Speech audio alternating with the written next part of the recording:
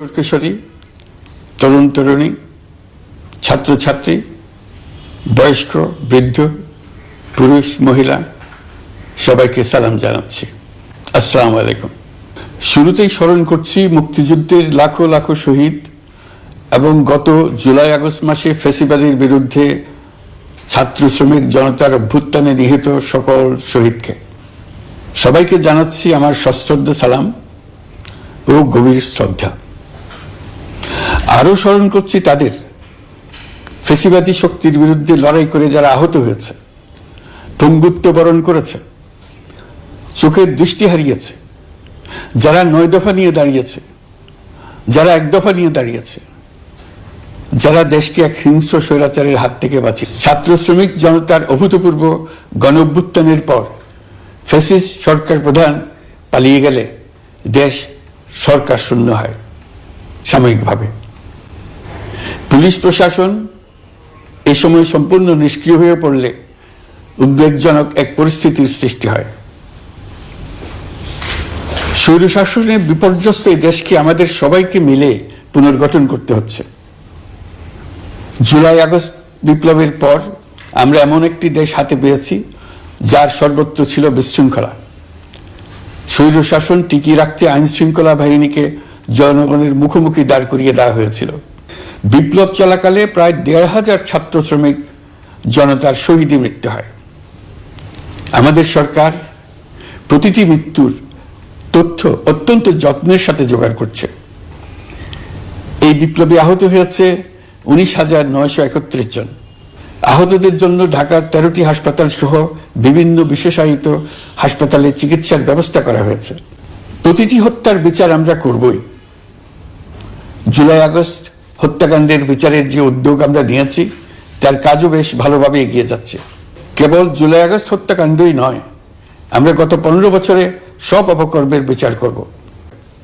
অনেকেই কমিশনের কাছে অভিযোগ করতে ভয় পাচ্ছেন এই ভেবে যে অভিযুক্ত ব্যক্তিদের দ্বারা তারা আবার আক্রান্ত হতে পারেন, ক্ষতিগ্রস্ত হতে পারেন। আমি আপনাদের আশ্বস্ত করতে চাই, আপনারা দ্বিধাহীন চিত্তে কমিশনকে আপনাদের অভিযোগ জানান। কারো সাধ্য নাই আপনাদের গায়ে আবার হাত দেয়। এসবের সঙ্গে জড়িতদের আমরা বিচারের কাঠগড়ায় দাঁড় করাবই। অভিযুক্ত যত শক্তিশালী হোক, যে বাহিনীর হোক, তাকে ছাড় দেওয়ার কোনো সুযোগ নেই। কেবল দেশে নয়, গুম, খুন ও জুলাই আগস্ট গণহত্যার সাথে জড়িতদের আমরা আন্তর্জাতিক আদালতেও বিচারের উদ্যোগ নিয়েছি। ইন্টারন্যাশনাল ক্রিমিনাল কোর্টের প্রধান কৌশলী করিম খানের সঙ্গে আমার এই ব্যাপারে ইতিমধ্যে কথা হয়েছে। আইন শৃঙ্খলা রক্ষাকারী বাহিনীগুলোর কোনো সদস্য কিংবা অন্য কেউ যাতে হত্যা, গুম সহ এই ধরনের কোনো অপরাধে জড়িয়ে পড়তে না পারে, এই জন্য আমরা গুম বিরোধী আন্তর্জাতিক সনদে স্বাক্ষর করেছি। আপনারা দেখেছেন জাতিসংঘের আন্তর্জাতিক মানবাধিকার বিষয়ক হাই কমিশনার ফলকার তুর্ক।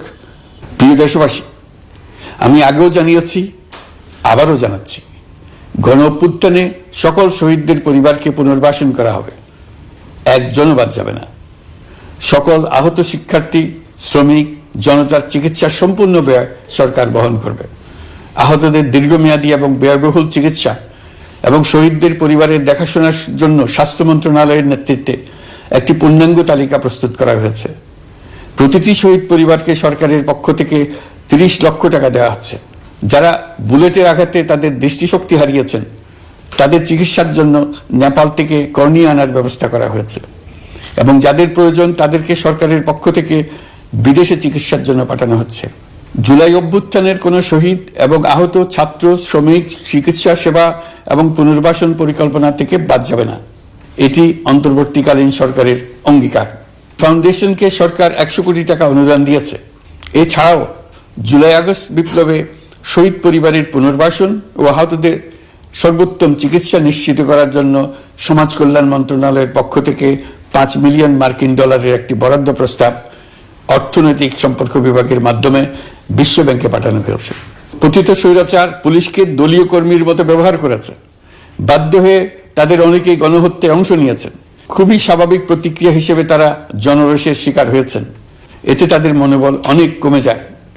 দেশের কোনো মানুষই যাতে কোনো রকম সহিংসতার শিকার না হয় সেই জন্য আমরা যথাসাধ্য চেষ্টা করছি এবং সবসময় সে চেষ্টা করে যেতে থাকবো। বাজারে শাকসবজি সহ নিত্য প্রয়োজনীয় পণ্যের দাম বেড়েছে, ফলে আপনাদের কষ্ট হয়েছে। নিত্য পণ্যের দাম সহনীয় পর্যায়ে রাখতে আমরা যথাসাধ্য চেষ্টা করছি। বাজারে ডিমের সরবরাহ বাড়ানোর জন্য আমরা 9.5 কোটি ডিম আমদানির অনুমতি দিয়েছি। এই জন্য প্রয়োজনীয় শুল্ক ছাড়ও দেওয়া হয়েছে। দ্রব্যমূল্য নিয়ে আমাদের কোনো লুকোছাপা নেই।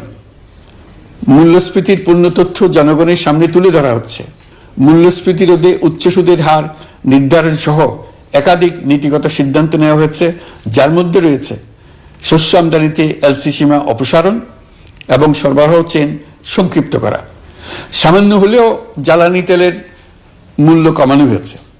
শিল্প কারখানায় গ্যাসের সরবরাহ বাড়ানোর উদ্যোগ নেওয়া হয়েছে, যাতে স্থানীয় পর্যায়ে উৎপাদন ব্যাহত না হয় এবং রপ্তানি ক্ষতিগ্রস্ত না হয়। গণশুনানি ছাড়া নির্বাহী আদেশে বিদ্যুৎ গ্যাসের দাম না বাড়ানোর সিদ্ধান্ত নেওয়া হয়েছে। পরিবহন খাতে চাঁদাবাজি বন্ধের চেষ্টা করা হচ্ছে।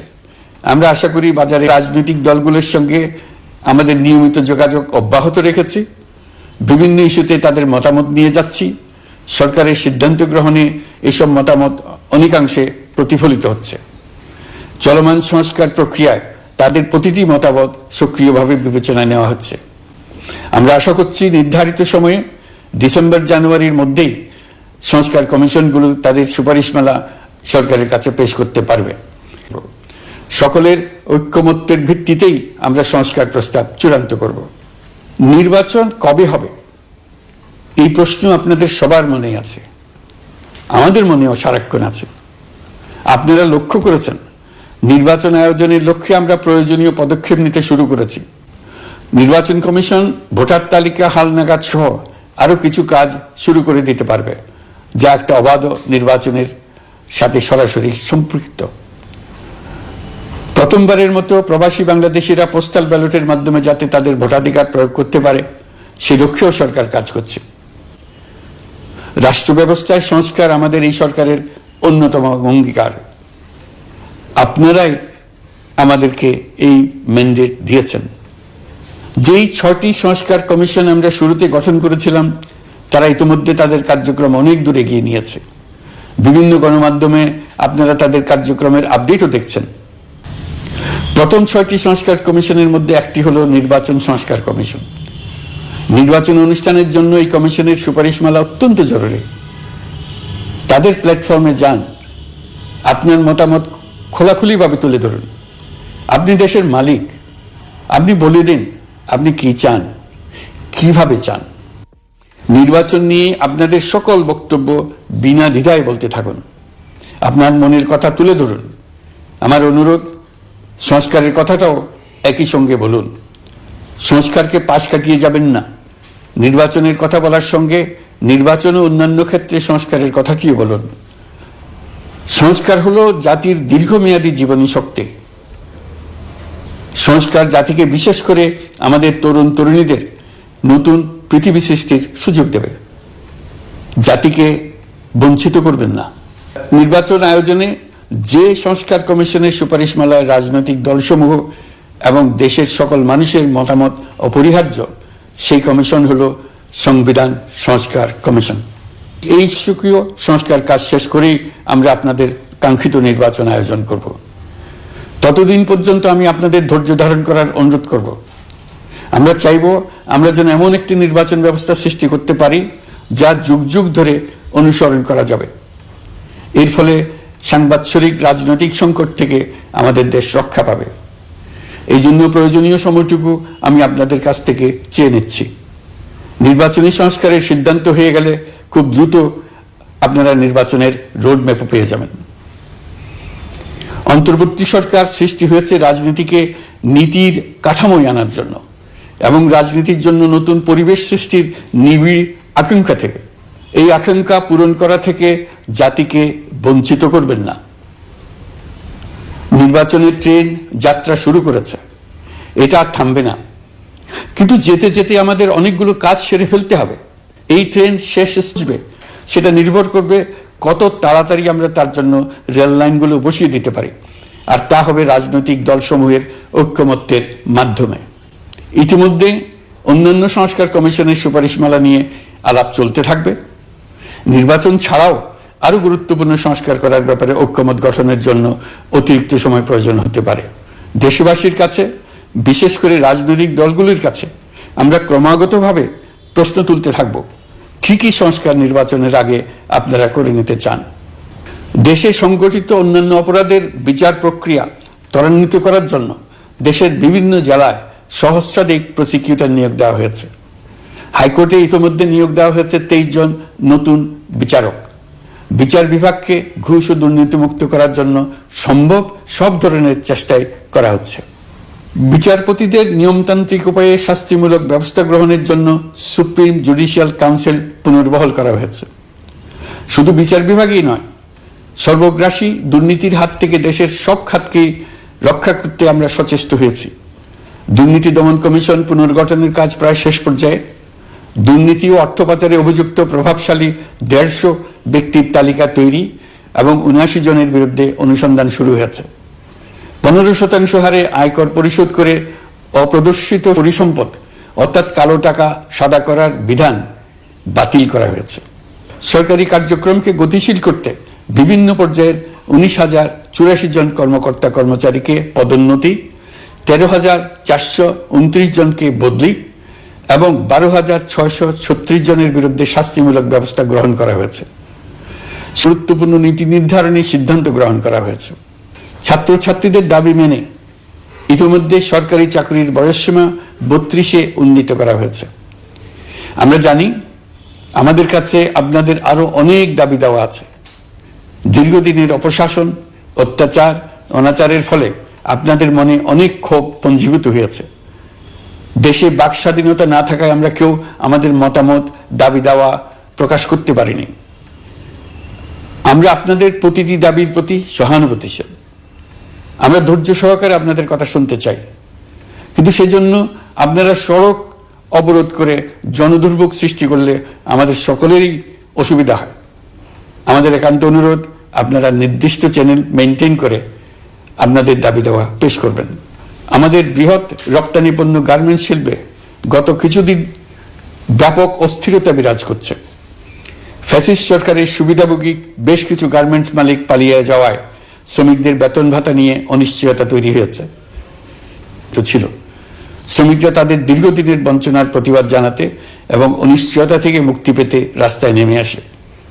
আমরা তাদের কথা শুনেছি, তাদের আলোচনার টেবিলে নিয়ে আসতে পেরেছি। আমরা অত্যন্ত আনন্দিত যে মালিক শ্রমিকের মধ্যে 18 দফার একটা ব্যাপক ভিত্তিক চুক্তি স্বাক্ষরিত হয়েছে। বড় ধরনের কোনো সহিংসতা ছাড়াই আমরা শ্রমিক অসন্তোষ নিরসন করতে পেরেছি। তারা আবার উৎপাদনে ফিরেছে। এতে প্রাণ ফিরে পেয়েছে বাংলাদেশের রপ্তানিমুখী এই শিল্প। নানা প্রতিকূলতা সত্ত্বেও অক্টোবর মাসে আমাদের রপ্তানিতে প্রবৃদ্ধি হয়েছে প্রায় 21%। আমরা যখন কাজ শুরু করেছি দেশের অর্থনীতি ছিল বিপর্যস্ত। বৈদেশিক মুদ্রার রিজার্ভ ছিল তলানিতে। আসার কথা, এই রিজার্ভ পরিস্থিতি এখন উন্নতির পথে। গত 3 মাসে রিজার্ভে কোনো রকম হাত না দিয়েই আমরা প্রায় $2 বিলিয়ন বৈদেশিক ঋণ শোধ করতে পেরেছি।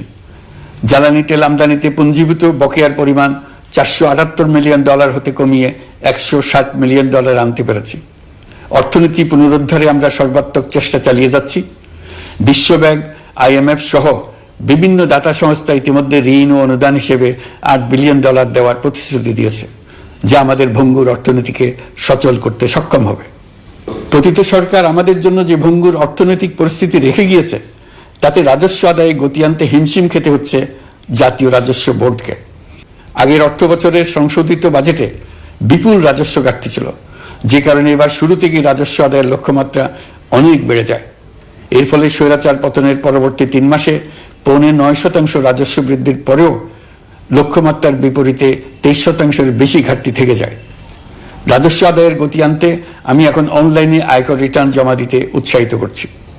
আন্তর্জাতিক সাহায্য সংস্থা, বিশ্বব্যাংক, IMF, UNDP ইত্যাদি প্রধানদের সঙ্গে আমার দীর্ঘ বৈঠক হয়েছে। তারাও বাংলাদেশকে নতুনভাবে এবং সর্বাত্মকভাবে সাহায্যের জন্য তাদের আগ্রহ ব্যক্ত করেছেন। চীনের পররাষ্ট্রমন্ত্রীর সঙ্গে একান্ত বৈঠকে চীনের পক্ষ থেকে যাবতীয় সাহায্যের আশ্বাস দিয়েছেন। বলা বাহুল্য, এখনো আমাদের বন্ধুদের কাছ থেকে যে সাহায্যের আয়োজন হয়েছে তা আসা শুরু করেনি।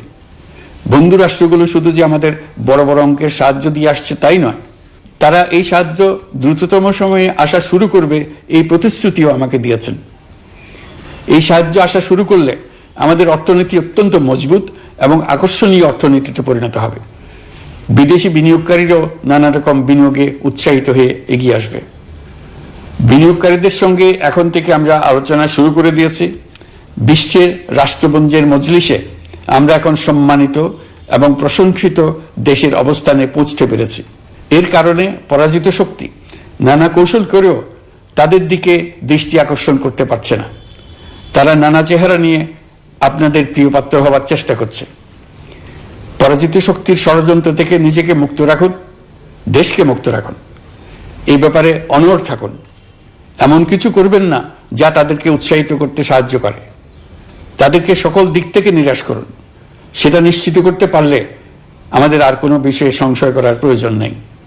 সরকারের পক্ষ থেকে আমি নিশ্চয়তা দিচ্ছি, সকল প্রকার সীমাবদ্ধতা সত্ত্বেও আমরা আপনাদেরকে একটা মজবুত অর্থনীতি দিয়ে যাব।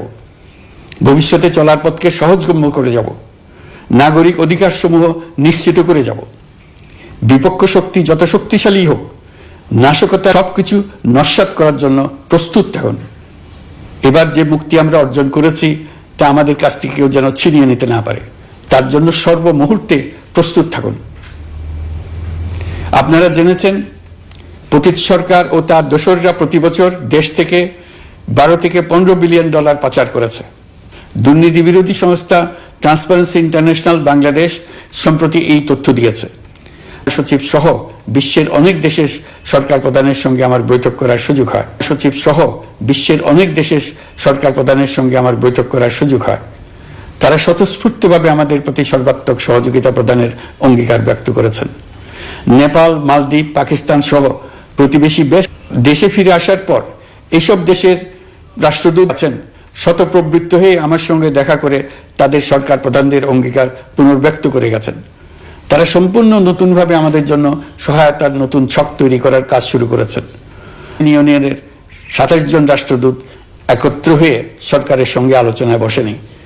দিল্লি থেকে এই বিশাল সংখ্যক রাষ্ট্রদূত একসঙ্গে বৈঠক করার জন্য কোনোদিন আসেনি। এবার এই কাজটি করার পেছনে আছে ইউরোপিয়ান ইউনিয়নের সমর্থন প্রকাশ করা এবং অর্থনৈতিক ক্ষেত্রে উচ্চ পর্যায়ের সহযোগিতা গড়ে তোলা। ইতিমধ্যে আমার সঙ্গে দেখা করেছেন সৌদি আরব, সংযুক্ত আরব আমিরাত, ব্রাজিল, তুরস্ক, রাশিয়া, ফিনল্যান্ড, সিঙ্গাপুর, লিবিয়া সহ অনেক দেশের রাষ্ট্রদূত। দ্বিপাক্ষিক নানা সহযোগিতা সহ বাণিজ্য বিনিয়োগ বৃদ্ধির আশ্বাস তারা দিয়েছেন। আমরা প্রবাসী বাংলাদেশিদেরও বেসরকারি খাতে বিনিয়োগ করার জন্য আহ্বান জানাচ্ছি। বাংলাদেশের অর্থনৈতিক উন্নয়নে তরুণদের কর্মসংস্থানের মূলে রয়েছে বেসরকারি খাত। আমাদের বিনিয়োগ বোর্ডের নির্বাহী চেয়ারম্যান 2 শতাধিক বেসরকারি প্রতিষ্ঠানের প্রধান নির্বাহী, উদ্যোক্তা ও বিনিয়োগকারীর সঙ্গে পৃথক পৃথকভাবে বৈঠক করেছেন। নীতির ধারাবাহিকতার অভাব, সরকারি বেসরকারি পর্যায়ে মত বিনিময়ের অভাব, সরকারি অফিসের জটিল প্রক্রিয়া এবং সর্বোপরি দুর্নীতি বিদ্যমান বিনিয়োগকারীদের সমস্যায় ফেলেছে। বিনিয়োগকারীদের উদ্বেগ নিরসনে আমরা অনেকগুলো কাজ করেছি। ইতিমধ্যে সত্যিকারের ওয়ান স্টপ সার্ভিস চালু হয়েছে। বিনিয়োগ সংক্রান্ত চ্যালেঞ্জ সমাধানে আন্তঃমন্ত্রণালয় কমিটি গঠন করা হয়েছে। বেসরকারি খাতের উপদেষ্টা কাউন্সিল ও ডিজিটালাইজেশনের মাধ্যমে সরকারি অফিসে না এসে প্রয়োজনীয় কর্মসম্পাদনের পদক্ষেপ নেওয়া হয়েছে। বিনিয়োগ উন্নয়ন সংস্থা আমাদের অগ্রগতির বিষয়ে সবাইকে মাসিক ভিত্তিতে আপডেট করে যাচ্ছে। আমরা প্রবাসীদের কল্যাণে কাজ করছি। আমার অনুরোধে সংযুক্ত আরব আমিরাত সাজাপ্রাপ্ত 57 জন সহ অন্যান্য বাংলাদেশিকে মুক্তি দিয়েছে। এইসব বাংলাদেশি যাবজ্জীবন কারাবাসের ঝুঁকি নিয়ে ফেসিবাদের বিপক্ষে প্রতিবাদ করেছিল। বাংলাদেশিরা এরকম প্রতিবাদ আরো অনেক দেশেই করেছেন। আমরা তাদের প্রতি কৃতজ্ঞ। কয়েকদিন আগে বাকুতে সংযুক্ত আরব আমিরাতের প্রেসিডেন্ট জনাব শেখ মোহাম্মদ বিন জায়েদ আল নাহিয়ানের সঙ্গে আমার কথা হয়েছে। তাকে বাংলাদেশের পক্ষ থেকে ধন্যবাদ জানিয়েছি। তিনি বলেছেন বাংলাদেশের জন্য যে কোনো সাহায্য লাগলে আমি যেন তাকে জানাই। প্রবাসীদের কল্যাণে আমাদের সরকার সম্ভব সব ধরনের উদ্যোগ গ্রহণ করে যাচ্ছে।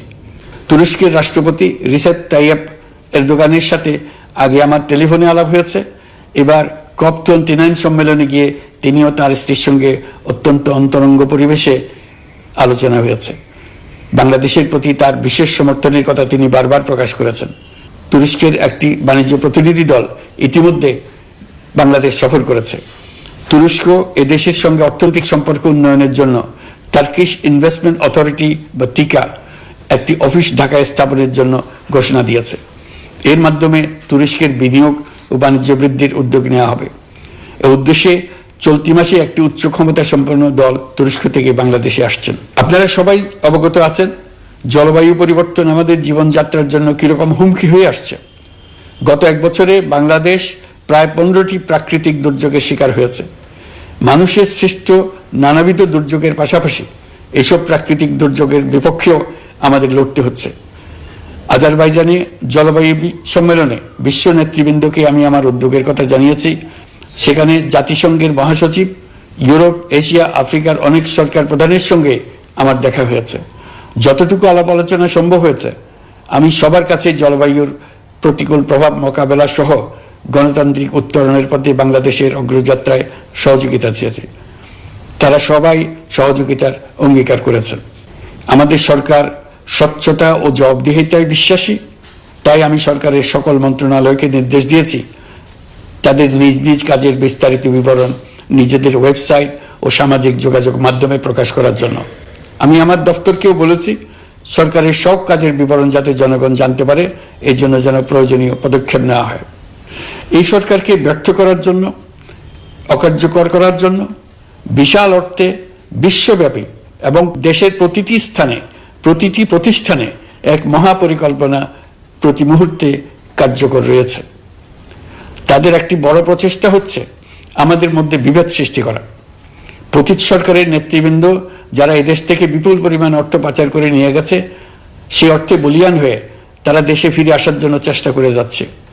তাদেরকে কিছুতেই সফল হতে দেবেন না। তারা সফল হওয়া মানে জাতির মৃত্যু, জাতি হিসেবে আমাদের অবসান। সাবধান থাকুন, তাদের সকল হীন প্রচেষ্টাকে আমাদের ঐক্যের মাধ্যমে নস্যাৎ করে দেন, যেভাবে নস্যাৎ করেছিলেন তাদের বন্দুকের গুলিকে। এই ব্যাপারে সবাই একমত থাকুন, ঐক্যবদ্ধ থাকুন। আপনারা সবাই ভালো থাকবেন। দেশের সকল শিশু, কিশোর কিশোরী, তরুণ তরুণী, ছাত্রছাত্রী, বয়স্ক, বৃদ্ধ, পুরুষ, মহিলা সবাইকে আমার সালাম জানাচ্ছি। আসসালামু আলাইকুম।